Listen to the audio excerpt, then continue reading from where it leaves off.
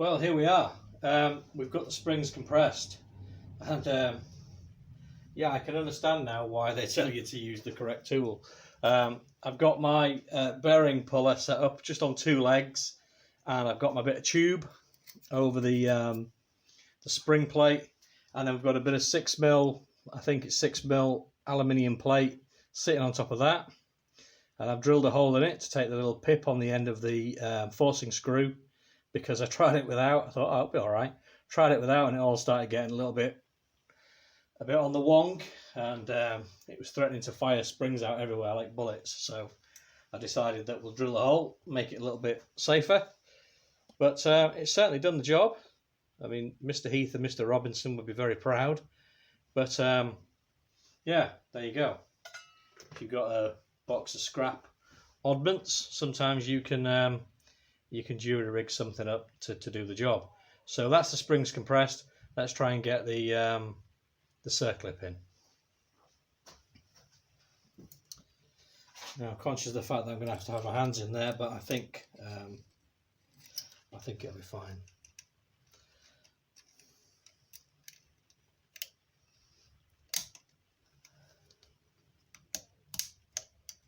It's quite strong, actually. It's quite a strong circlip. Might need a screwdriver. No, it's gone in. Okay, and then we'll just push it around if we can, because we don't want the ends to be over a gap. We want them closed. Oh, maybe not. Let's take it back out again. Let's take it back out again and try and get it in.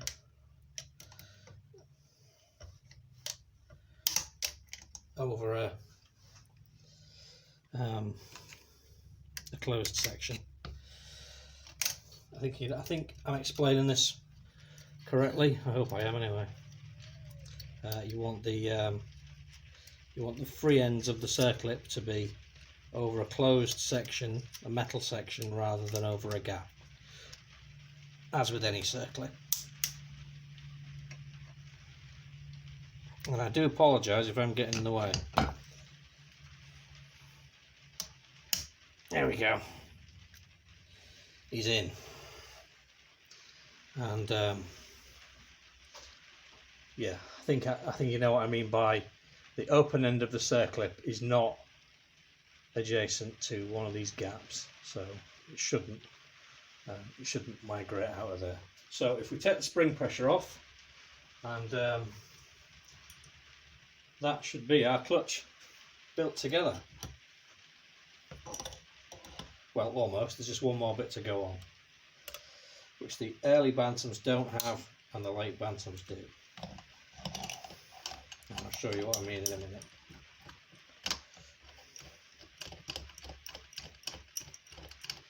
Okay. Makeshift clutch compressor did the job. So don't throw anything away. I never do anyway. Now, I don't know if you can see that. Somebody in the past has compressed. There's marks on the top of the pressure plate here, and they've compressed against here in the past. Now, I don't understand that at all, because the springs are actually bearing directly on this part, so compressing that won't affect the springs. The pressure has to go on around here onto this bit to compress the springs. But anyway, someone's had a go at it, and they've put a mark in there. Now, I've made a massive mistake here, and I'm going to have to do this again, because guess what I forgot to put in, what I told myself I wouldn't forget to put in.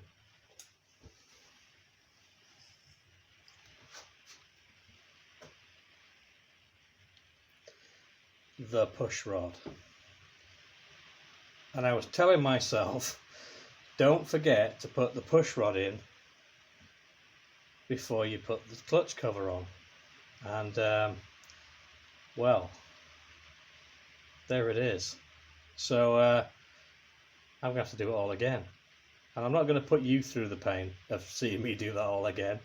But yeah, if I was a little bit more dishonest, I could say, look what I left out on purpose to show you not what to do. But no, I completely forgot to put that in. So I'm going to have to do the job again. So let me do that, and then we'll come back and see where we are. So the final piece of the puzzle for the clutch is this sheet metal cover that sits over the end of the clutch drum, or clutch basket if you prefer, and it's just secured with these 3 slot-headed screws, and there's a star washer underneath each one to lock them. Now it should just fit nicely over the edge of the clutch drum fingers, but if it doesn't, I found that it means the circlip isn't correctly located, and that can just hold these fingers out slightly. So I just went around with a screwdriver and just pushed down and made sure that the circlip was properly located, listened for the click, and in a couple of places it wasn't quite in. I think it had sprung slightly. So yeah, once that was in properly, the cover fitted nicely. So that's the clutch done now. And to finish off the primary side, we just need to fit the primary sprocket, the chain, and there's a gasket that goes on this joint face, and then we can fit the cover, and then that's this side of the engine wrapped. So we'll get on and do that next. Right, primary sprocket time. Got it here, and I'm just going to put a little bit of assembly lube into that bearing. I did do it when I fitted the bearing, but that's a while ago, so just run a little bit of that in there. What did I do with it? Oh, there it is. And then find the key, on it goes, and then there is a tab washer that there's a flat on the back of the sprocket, and the tab washer just locates onto that, and then there is a nut.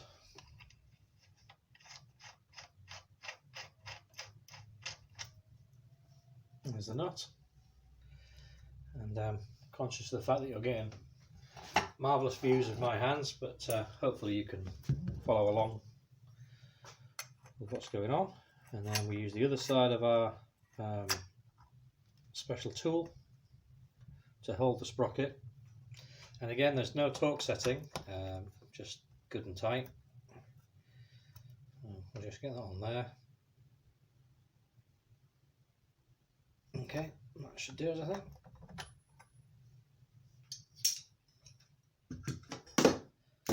And then I will turn that around a little bit.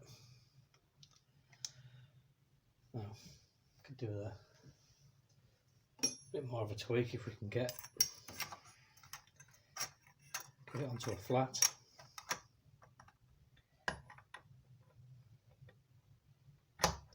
To see if we can get a tiny bit more on that. I don't want to over tighten it.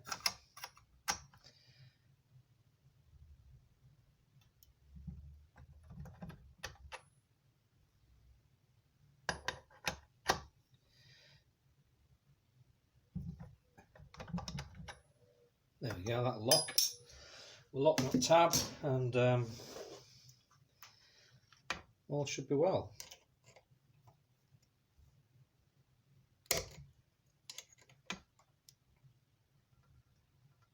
Just get my bigger pliers, 1 second.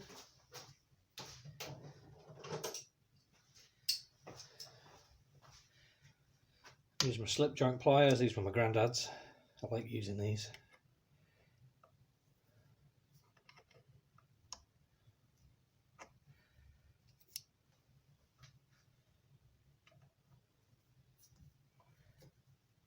There we go.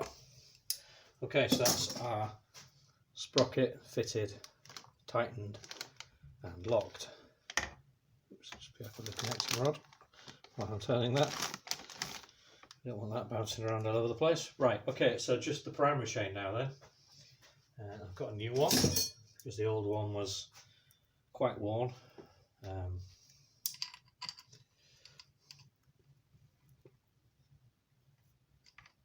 Just fit that up, wind it round past the kickstarter. There we go.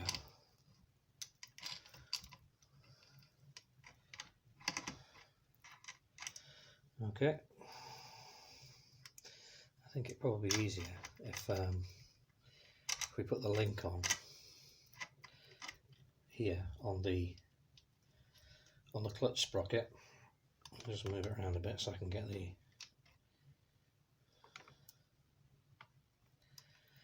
split link in there.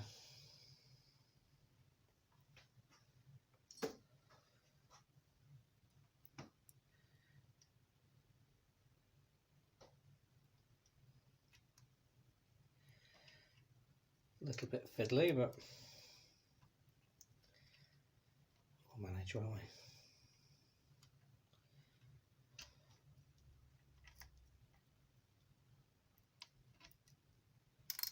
Oh dear.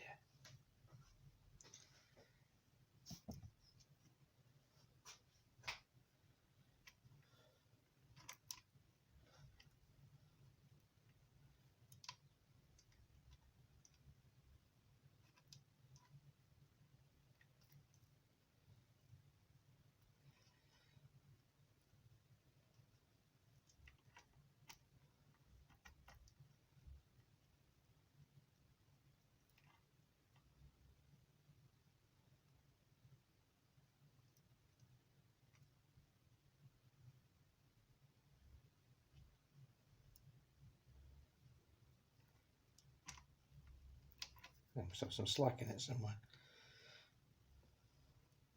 There we go. There we go. Right. Okay, we'll wind this back. There we go. Wind it back onto the clutch sprocket, and then that should hold it while we get the split link together. Put the plate on. Hopefully you're seeing this. Are you seeing this?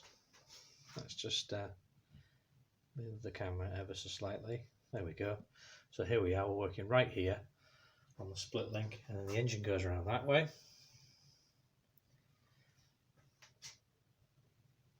So it follows that the closed end of the link needs to point in the direction of travel.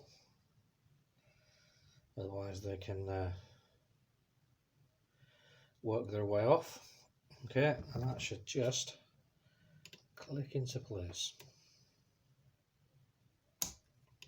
he says. There we go. Okay, and there's a little bit of play in the chain, but it's not adjustable. That's just guide the connecting rod. There we go. That's how it's meant to be.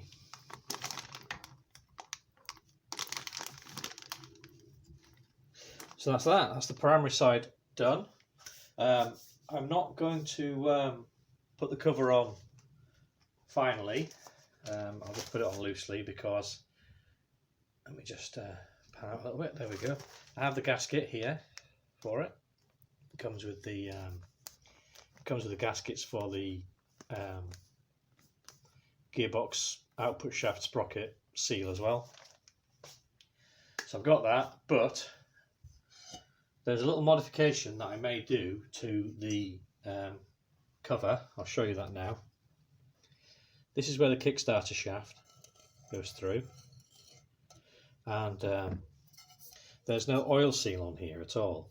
Let me just move the camera so that you can see what I'm talking about.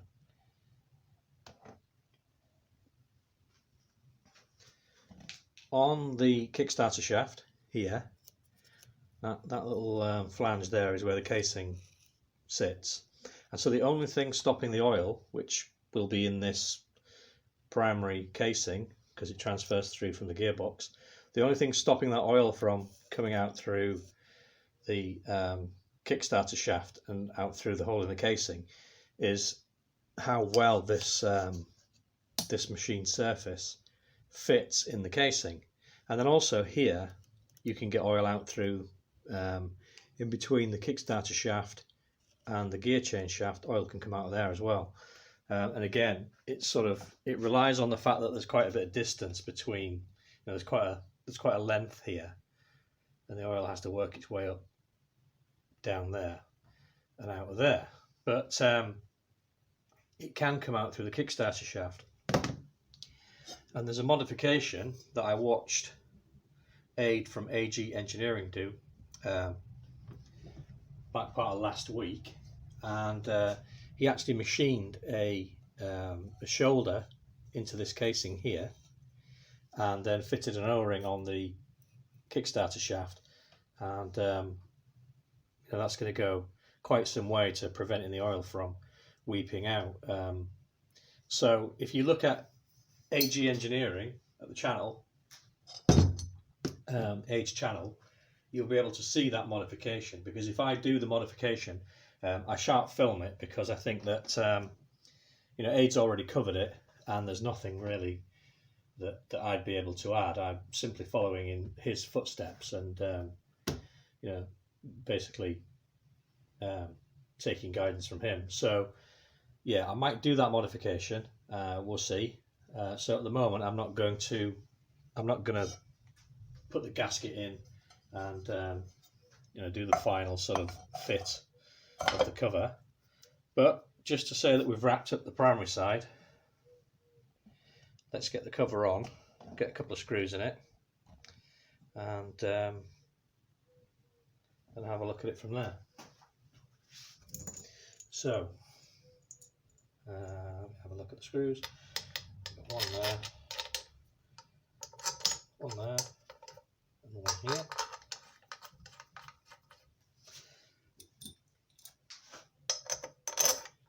And then these ones are cap heads. I'm guessing that the previous owner didn't have the original screws, and he's fitted cap heads. But I'll try to find some original screws to fit in there, because yeah, they stand out rather a lot, the cap heads. Let me just move this piece of wood, because the whole thing's wiggling about. There we go. Let's get a better screwdriver. Do the job a bit better. The right tools for the job and all that. I think it's this one. Yep, that's the fella. So I'm just going to do them up just until they bottom out. I won't be nipping them up. And as I say, if we do that mod, I'll show you the I'll maybe show you a little bit of the setup and show you the end results, but I'm certainly not going to steal Aid's thunder by making a video about it. Okay, and then Allen E or hex head. There we go. Nope, wrong one.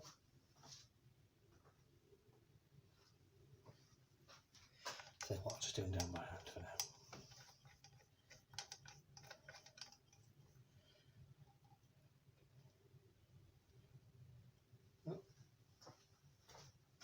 Let me just get the tools, 1 second. Okay, well that turned into Allen key FAF 2022. I had to hunt around for the right size key, but we got there in the end. I just slackened these off just because I didn't want the casing to be on the wonk while I tightened up the screws. So there we go. Not going to go bananas, it's got to come off again. Let me just get it supported.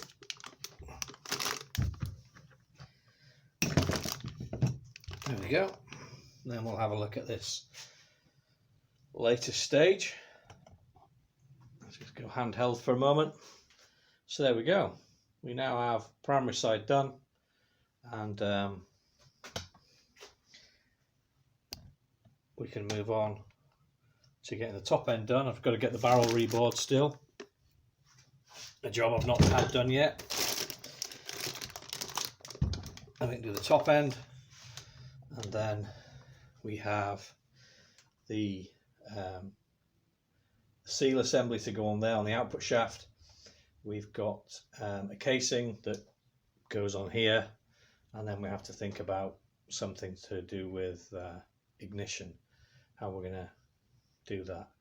I think I'm probably going to go for a CDI system, electronic ignition of some description, rather than put the heavy old point system back on. It weighs an absolute ton, and the coils are obviously 60 years old, but we'll see. I haven't quite made a decision about that yet. But anyway, thank you very much indeed for watching. If you've liked what you've seen on the video, please do subscribe and click the like button, and I'll see you on the next video. Thanks very much indeed.